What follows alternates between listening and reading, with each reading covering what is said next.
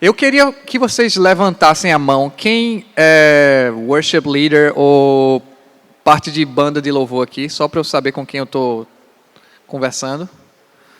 Quem não tem nada a ver com música, pode levantar a mão? Ok. Good. Ótimo.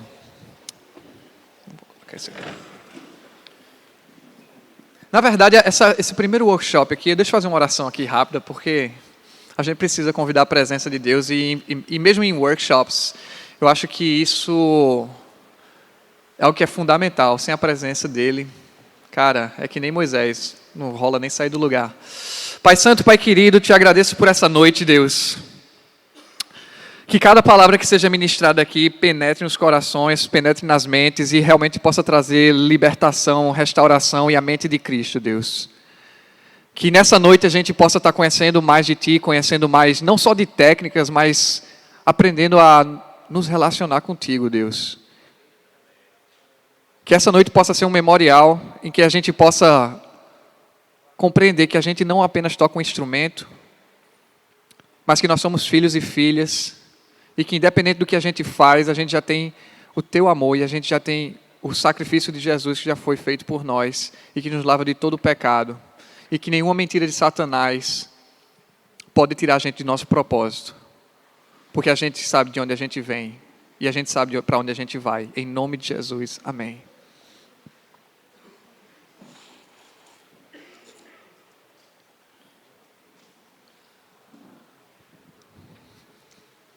Eu queria conversar, na verdade eu queria falar um pouco mais do meu testemunho. E eu sou do Recife lá, meu pai é chinês, minha mãe é brasileira. E eu cresci numa cultura em que eu era bastante cobrado. Quem é que aqui nunca chegou do colégio, tirou um 10... E o pai e a mãe não fez mais nada do que sua obrigação. Alguém aqui ou só eu aqui com meu pai e minha mãe? Não? Que educação top, gostei, muito bom. Que privilégio. E a gente como filho, a gente precisa de se sentir conectado. E para a gente se sentir conectado, a gente precisa reconhecer o amor vindo até nós. E como é que a gente reconhece o amor? Tem um livro que fala de 5 linguagens do amor. Alguém já leu aqui? 5 linguagens do amor, bem simples, vou ser bem breve. No meu caso, quando eu chegava do colégio, eu precisava de palavras de afirmação. Palavras de afirmação era aquilo que fazia meu tanquinho ficar cheio e eu me sentir conectado com meu pai, por exemplo. Outras pessoas precisam de toque. Eu estava passando por uma situação ontem, eu acho, e foi engraçado. Eu estava, depois de fazer essa missão com o pessoal por mais de 20 dias, e é quase um Big Brother, porque você acorda com 11 pessoas, com 10 pessoas, e dorme e acorda, e uma menina está menstruada e já está dando fora em todo mundo, e aquela tensão, e quando uma acaba a menstruação dela, a outra já entra no período dela também, e aí fica aquela loucura, e elas brigam entre si, e a gente no meio, pastoreando elas, mas enfim... É muita informação. E, ao mesmo tempo, a gente está ministrando nas igrejas, está orando, e está vendo Deus movendo, e a gente está dormindo poucas horas. E tudo isso me deixou muito, muito doido. E eu ia ter que dar 2 palavras ontem lá em Balneário, Camboriú. E eu fiz... Cara, eu preciso de vocês. E olhei para Jean, que é o francês que toca baixo. Ele não está aqui hoje não, mas vai estar amanhã ministrando um workshop. Eu preciso de um abraço de João.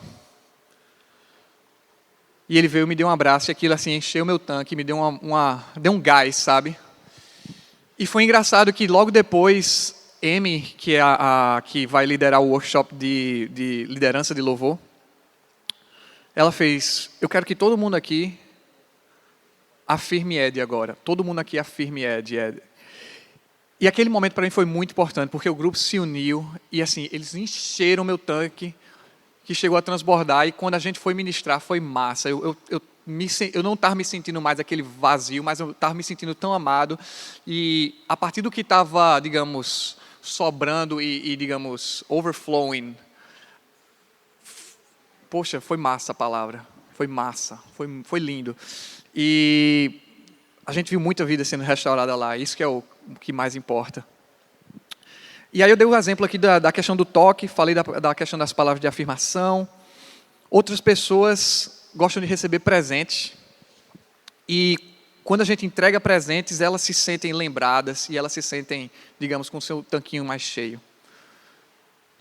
Outros é tempo de qualidade. Eu estava em Balneário Camboriú. Poxa, que lugar lindo.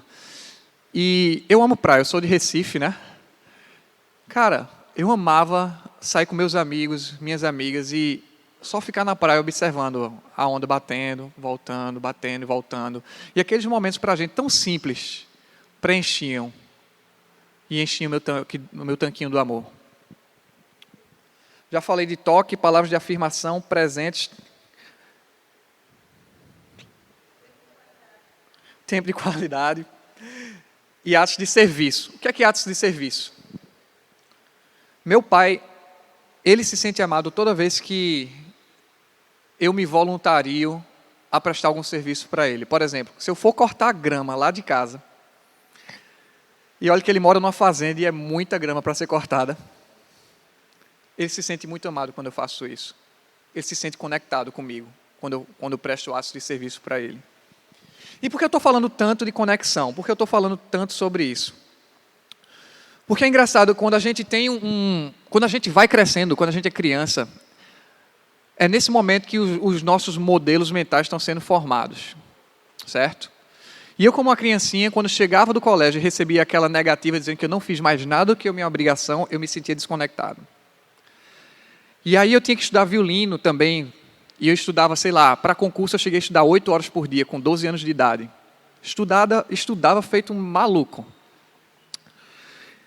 E quando eu fazia um concerto e voltava para casa, sempre era criticado.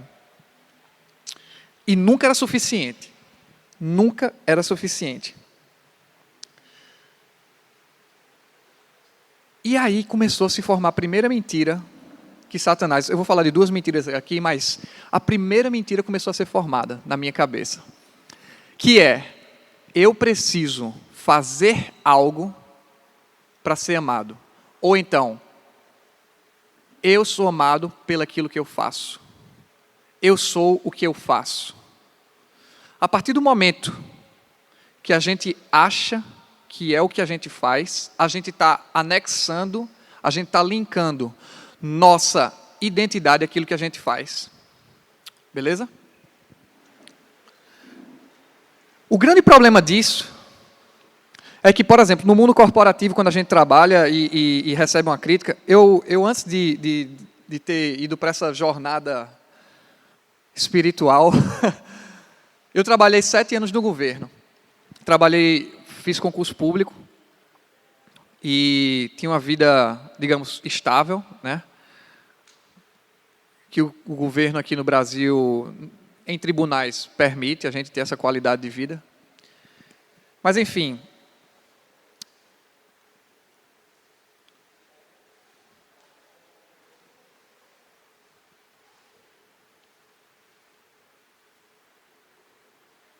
Eu estou tentando lembrar o que eu estava falando.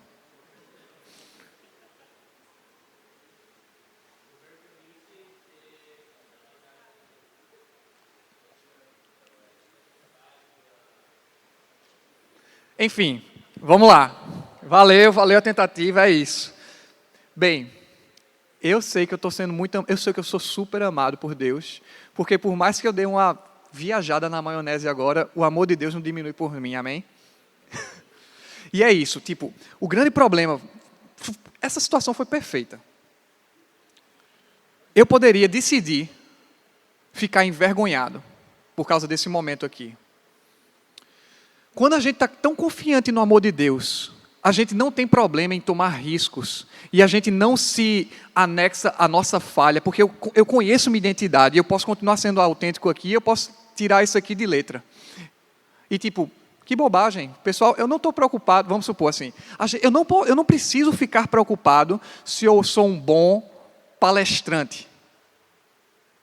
Por quê? Minha identidade não é a falha que eu acabei de ter agora. Minha identidade está anexada à imagem e semelhança de Deus. Eu sou filho, eu sou amado. Ou seja, por mais que eu possa ter falhado nesse momento, e não foi de propósito, foi falha mesmo, eu não deixo de ser amado. E é o que acontece. Eu estava falando do trabalho, no mundo corporativo, enfim. Quando a gente recebe uma crítica no trabalho, por que às vezes a gente fica mal? Quando alguém fala do nosso trabalho, por que a gente fica mal? Porque justamente a gente acha que ao falar mal daquela ação que eu fiz, a pessoa está falando mal de mim, da minha identidade. E o que é importante é a gente saber navegar nisso. Quando a gente recebe feedback, quando a gente recebe uma crítica, que aquilo não destrua o nosso dia, mas que aquilo seja uma entrada, um input, para a gente perceber oportunidades de melhoria. Isso é um exemplo. O que aconteceu comigo, voltando agora para o testemunho, foi que eu comecei a procurar sempre fazer mais, e o melhor, e o melhor, o melhor. Não porque eu acreditava que eu tinha que fazer o melhor, porque eu gosto de fazer o melhor, mas porque eu queria ser afirmado, porque eu queria ser, digamos, reconhecido, porque eu queria ganhar amor. E o grande problema que aconteceu comigo foi o seguinte: eu procurava fazer o melhor e não era afirmado. Quando não era afirmado, eu me sentia desconectado. Quando eu era desconectado, eu passava a sentir dor. E quando eu passava a sentir dor, eu precisava medicar aquela dor.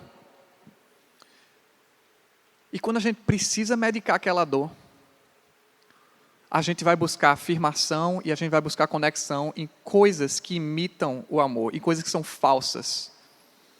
E Satanás é especialista em colocar falsas dimensões de amor na nossa vida para que a gente se preencha disso.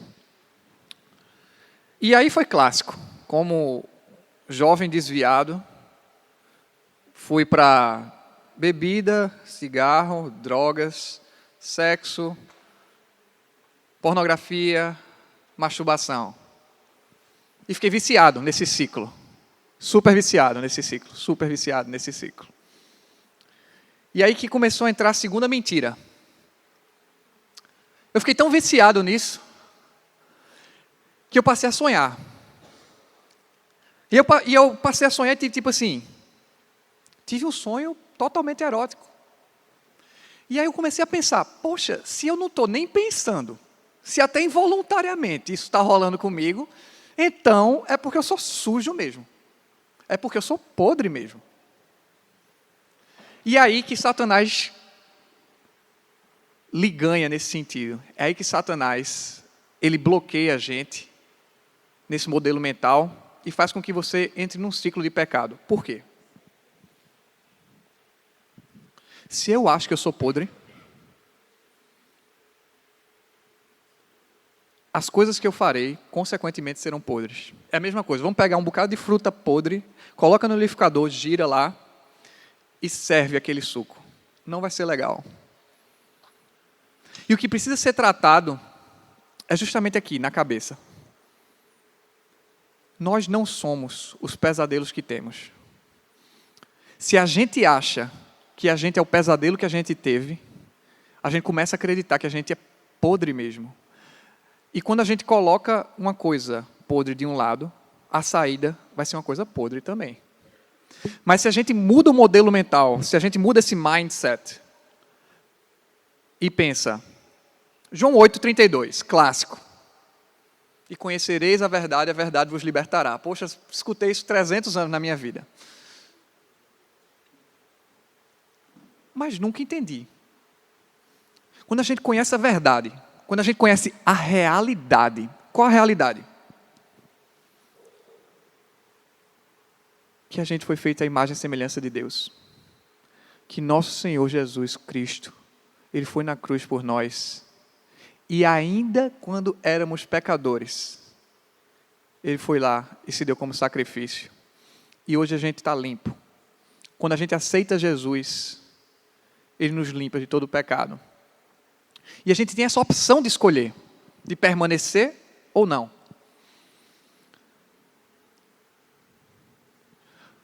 Voltando para o testemunho, ao passo que eu pensava, sou sujo, sou sujo, sou sujo, eu me afundava ainda mais. Porque quando eu pensava que era sujo, eu me distanciava da comunidade, eu me distanciava da igreja, eu me distanciava do grupo de louvor, eu me distanciava da minha família, dos meus pastores. E quando a gente se distancia de pessoas que nos mantêm conectadas com amor, a gente vai precisar preencher aquela necessidade de amor e de conexão com outras coisas. E aí a gente entra naquele ciclo. E aí eu pecava novamente. E quando pecava novamente, a vergonha se instala. E a vergonha, clássico também, ferramenta que Satanás usa. Porque ele vai dizer, está vendo aí, se as pessoas virem quem realmente você é, elas vão deixar de lhe amar. Você vai perder a conexão com ela. Mas Satanás, ele diz que você é aquilo que você faz, ou que você fez de errado. E aí ele anexa e ele linka a tua identidade, aquilo que tu fez, ele linka a tua identidade ao pecado. Ele linka a tua identidade ao que você fez de errado. E quando ele lhe convence disso, você sente a vergonha e você não vai ser vulnerável. E aí você vai se fechar. E quando você se fecha, você se isola e aquele ciclo de novo. Vulnerabilidade, na moral, foi uma das coisas que eu, nessa jornada lá, esse ano passado, lá na Califórnia, aprendi muito.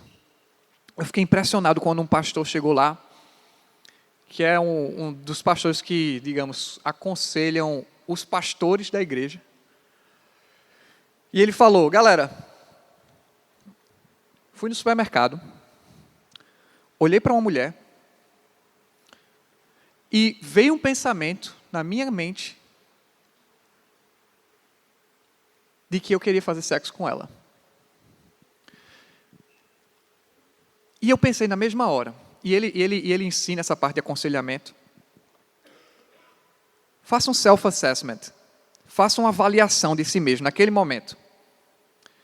Olha a avaliação que ele fez dele mesmo. Primeira coisa, eu amo minha mulher.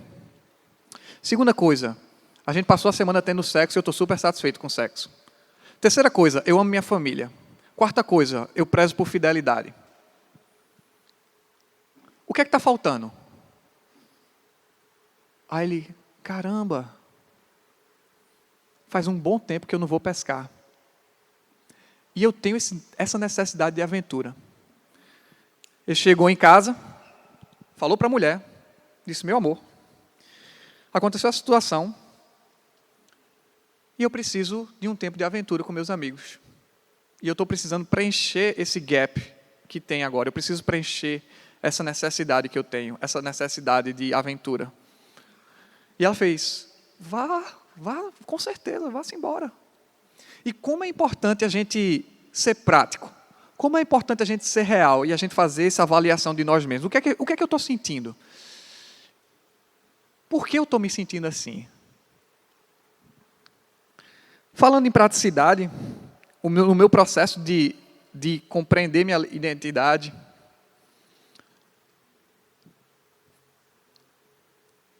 eu comecei a perceber que as pequenas coisas me levavam para o buraco. Especificamente falando sobre a parte da pornografia. Eu tinha amigos que não é todo mundo crente, não. E o meu feed lá do Facebook estava cheio de lixo. Cheio de lixo. E tem uma ferramenta que é maravilhosa hoje em dia. Unfollow, meu velho. Dessegue essa galera que não posta coisa que tipo, te traz para perto de Deus. Outra coisa, que era clássico. Portal do G1, baixa um pouquinho, canto direito. sempre vai ter uma mulher da escola de samba do Carnaval do Rio de Janeiro mostrando um pouco mais do que deveria estar mostrando. E essas pequenas coisinhas vão minando a mente da gente. O Instagram, eu nem sabia. Eu tive amigos lá na Califórnia que eles falaram, poxa, isso está sendo uma coisa horrível na minha... Assim, não está sendo algo que está me acrescentando, porque o conteúdo que estava lá, que eles estavam vendo, não levava eles para um lugar nenhum bom. E assim, sem querer radicalizar, sem querer ser super religioso, mas o que eu vejo é a gente tem que ser prático. E se a gente quer ser liberto, muitas vezes a gente espera que da noite para o dia venha um anjo com a varinha de condão e faça, plim, você não é mais escravo de nada não. Eu vou lhe dizer, eu acredito que nosso Senhor Jesus ele tem esse poder, sim. Porque eu tenho um amigo que era maconheiro, super viciado, aceitou Jesus, no outro dia não tinha nem vontade mais de fumar maconha. Eu acredito que cadeias são quebradas também dessa forma. Mas eu gosto de também dar um exemplo que no meu caso foi um processo. E é como se eu tivesse acorrentado aqui, cheio de correntes. Correntes, correntes, correntes. E sempre que uma corrente era puxada, eu ia girando aqui, e eu sempre caía de novo naquele pecado. E aí você vai girando essa corrente, e aí eu caí de novo. Ia girando, caí de novo. E a gente fica, poxa, por que eu estou caindo tantas vezes? Mas o processo na vida da gente muitas vezes é assim. A gente vai girar tanto, que vai ter o dia que a corrente já não vai ter mais, e a gente vai estar liberto. E eu vou lhe dizer, é difícil estar no processo. Mas se você não desistir, se a gente não desiste, a gente já está vencendo, porque um dia já não tem mais corrente. Amém? Eu sei que é um pouco... Eu não vou nem me desculpar, não. Eu ia dizer que era pesado o workshop e tal, mas, meu irmão, se a gente quer adorar a Deus, se a gente quer viver uma vida em liberdade, e se a gente quer trazer liberdade para as pessoas, que a gente possa estar fazendo essa avaliação em nós mesmos, que a gente possa estar se conectando com a verdade. E qual a verdade? Que somos filhos, que somos filhas, que fomos feitos à imagem e semelhança de Deus, que somos feitos para a santidade, porque sem santidade ninguém vai ver a Deus. E que a gente possa ser prático, que a gente possa ser real com os nossos pastores. Vulnerabilidade, cara, mudou minha vida. Tipo, para chegar hoje aqui e falar dessas coisas assim para todo mundo, para YouTube, peraí, foi um processo, tá entendendo? E eu sei que não é fácil, mas a gente pode começar aos poucos. Eu comecei falando para minha mãe. E minha mãe sabe tudo, sabe tudo. Comecei falando também para um pastor que tocava na minha banda. E a gente vai... A questão não é se expor, mas sim permitir intimidade. Lá na América a gente fala o seguinte, intimacy. Into me, you see. Que é justamente isso. Intimidade. Dentro de mim, você vê. Quando as pessoas veem dentro da gente, a gente fortalece essa conexão. E que a gente possa estar se cercando de pessoas que sempre mostram o ouro que está dentro de nós. Que sempre mostrem quem realmente nós somos. Que elas possam que sejam pessoas que nos encorajem, mas também que sejam pessoas que nos exortem. Porque de nada adianta a gente chegar para o meu irmãozinho, sei lá, de 2 anos de idade e dizer, olha, aconteceu isso comigo. Cara, não vai funcionar. A gente tem que chegar para alguém que realmente a gente respeita e tem uma admiração e tem até um temor para escutar certas verdades. Porque quando a gente, muitas vezes, Deus vai dar os downloads para a gente e Ele vai falar com a gente, com certeza. Mas eu acredito que Deus também, Ele ama quando o corpo está unido. E quando a gente vai para uma pessoa e se coloca em posição de humildade, para escutar algo ou para realmente receber um aconselhamento, Deus ele pega a gente daquela posição de humildade e nos eleva para uma posição de exaltação. Mas a gente primeiro tem que se posicionar. E posicionamento é justamente isso. Quando a gente quebra aquele nosso orgulho, quando a gente tira a nossa máscara de que a gente é perfeitinho e quando a gente busca ajuda. E quantos minutos eu ainda tenho aqui? Keep going. All right. Eu sei que a gente tem outros workshops. Mas eu sinto que tá fluindo aí, galera. Só para eu ter um feedback aí de vocês. Massa? Beleza.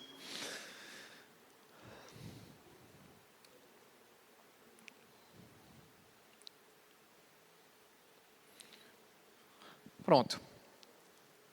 Que a gente agora, eu queria falar sobre metanoia, porque é justamente, a gente às vezes fala tanto de metanoia, metanoia para lá, metanoia para cá. Eu escutei 300 mil vezes isso aí. Sério. Mas metanoia, para mim, não foi só entender que pornografia, por exemplo, ou então que maconha me deixava doido e, tipo,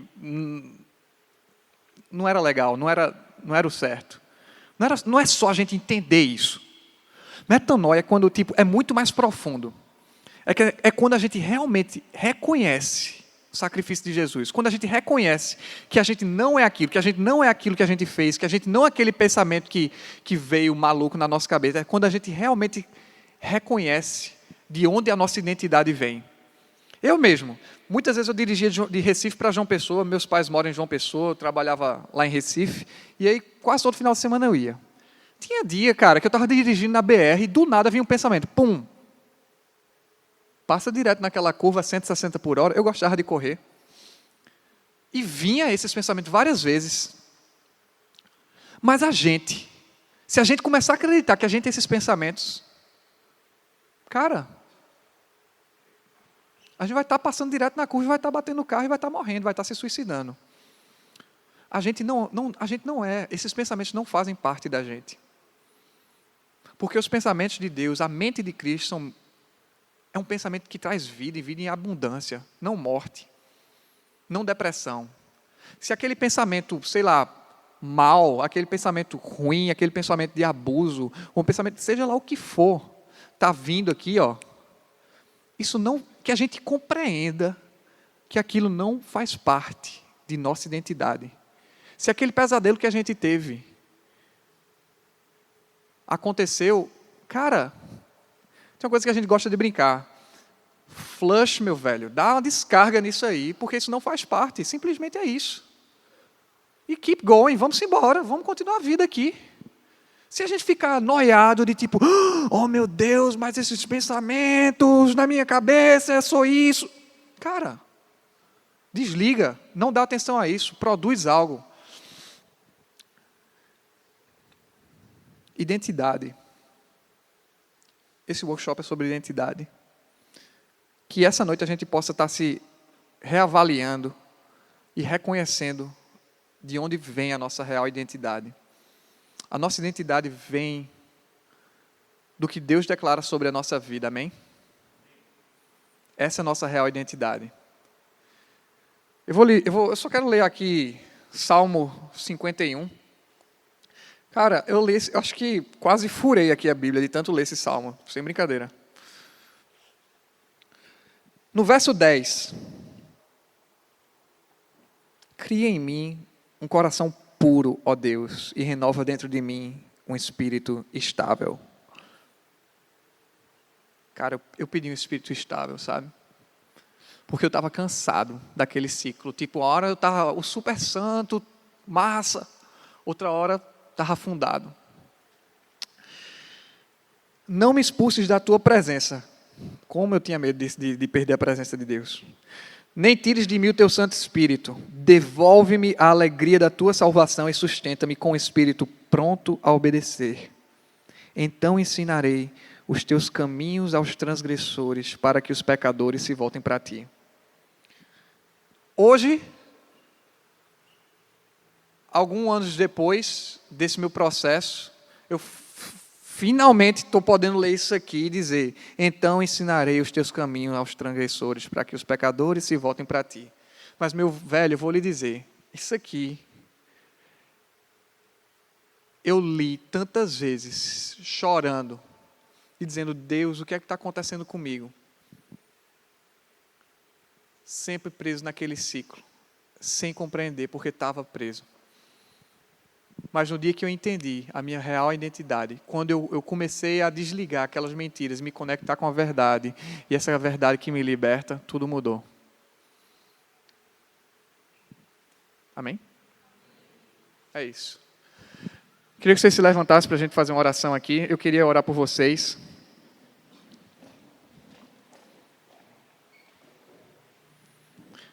Pai Santo, Pai querido, Tu és Rei, Tu és libertador, nós somos filhos e filhas.